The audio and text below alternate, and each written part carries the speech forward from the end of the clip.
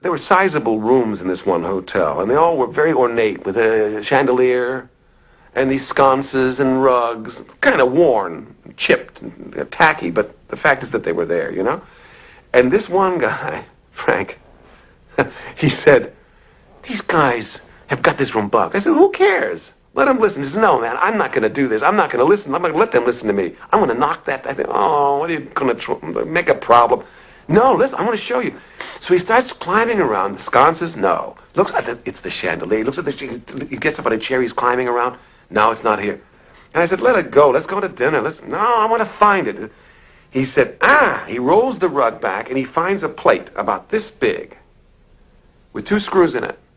He said, I told you, man. It's right here.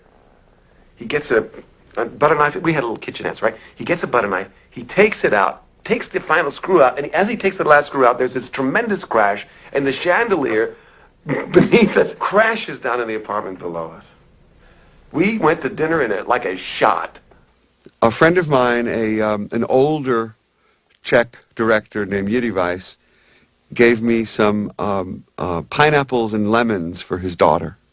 And we met. She came to the set that Saturday night, and I had the lemons and the oranges, or the oranges and the pineapples and the lemons.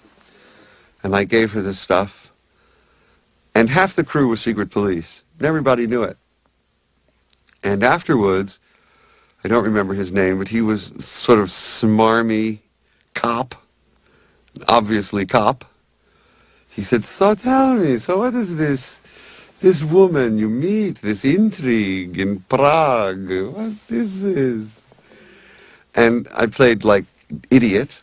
I said, oh, she's the daughter of a roommate of a friend of mine who's from here, used to make movies here.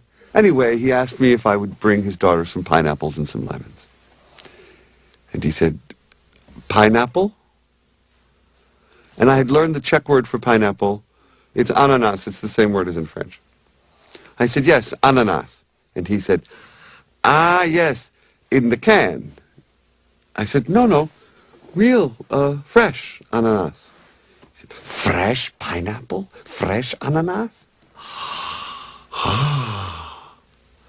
And then for the next 20 minutes, I watch it go around the set. And they're all doing the same gesture at the end of the exchange. They're going, in the can. And the teller of the story says, no, fresh ananas. And they all kind of, and looked at me and kind of, I think they were the only 2 pineapples in Prague that January.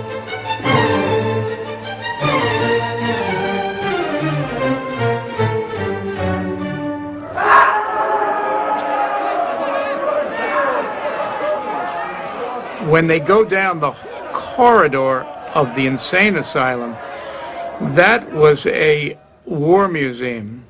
The central hall where all the mad people were kept was part of a military hospital for the wounded from the 30 Years' War. It was a funny situation because when communists took it over, they left only the ground floor as a kind of a museum, but was closed for the public. And up in the 2nd and 3rd floor were a secret archive of the secret police. Well, there was a panic when, they learned that they showed us the ground floor corridors. We were questioned very closely as to what our connections were. We could be, after all, we could be CIA members or we could be whatever. And they didn't much like the idea of us, a film company, invading the military archive. But we managed to persuade them. When we went there for the first time, that corridor had 75 2-ton cannons all looking at each other. And Milos says, I love it. I said, yeah, I love it too. What are we going to do with these 2,000-pound cannons?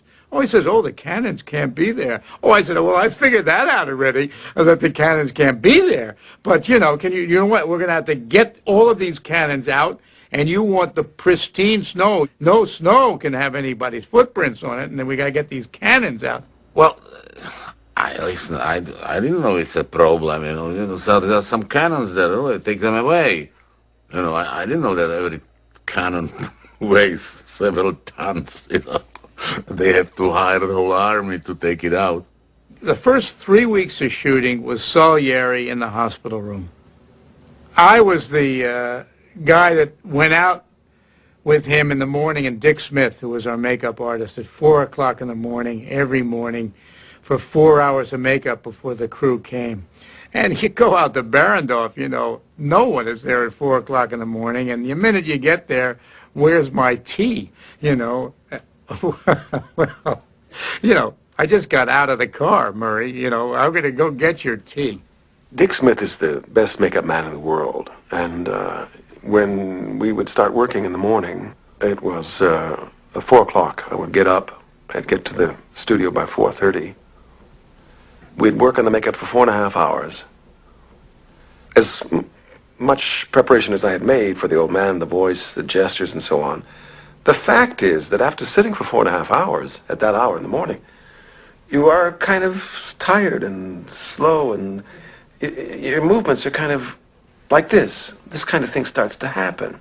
And I also had lenses in my eyes, which every once in a while had to be removed, and my eyes had to be sprayed with stuff so that the pain, which was always there when I was working, would not be too much.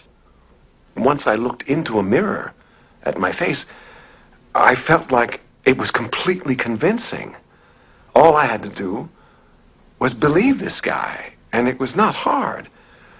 I'm not denigrating my work. I'm a very proud actor. But with a man like Dick Smith there, and with the words of Peter Shaffer, which are, they've got to be the most beautiful descriptions of music ever written, whether on film or in literature. This was a music I'd never heard. And the fact that we can hear the music accompanying the words. Filled with such longing, such unfulfillable longing. Well, what more can you ask for? It seemed to me that I was hearing the voice of God. Excuse me. Because of the way the schedule went, the first thing that was filmed in the shooting schedule was all of Salieri Old. That sort of breathtaking section of Murray's performance, most breathtaking, was all done in the first couple of weeks. But it gave us the time to work on our own. We rehearsed a lot on our own. We rehearsed all of the scenes before the filming began. Initially, Meg Tilly was playing Constanza in the film, and she was amazing. Basically, at one point, Milos had said he felt like we had done it, you know, because the work was going so well up to that point. And the day before Meg was to appear on camera for the first time, she got hurt in a soccer game. She's playing soccer with some kids in the street, and she torn the ligament in her leg so badly that the doctors told us that he would have to wait like 5 weeks before she could start, and that we couldn't, because it was all independent money which Saul put together, and we just couldn't afford it.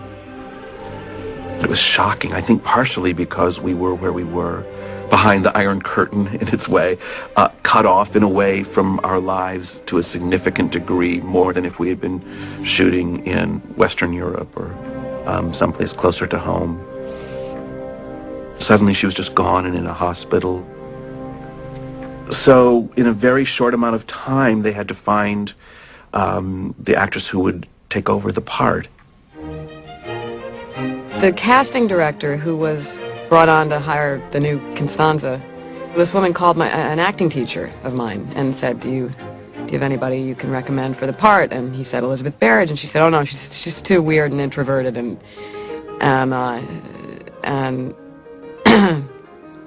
she's too quirky for this outgoing, bubbly girl, which I was. We flew to New York for a weekend, and it was extraordinary. Friday night, we went Prague, Paris, and Saturday morning, we took the Concorde to New York. So we got there, went to Milos's apartment, and they had 60-some-odd girls lined up for us to see.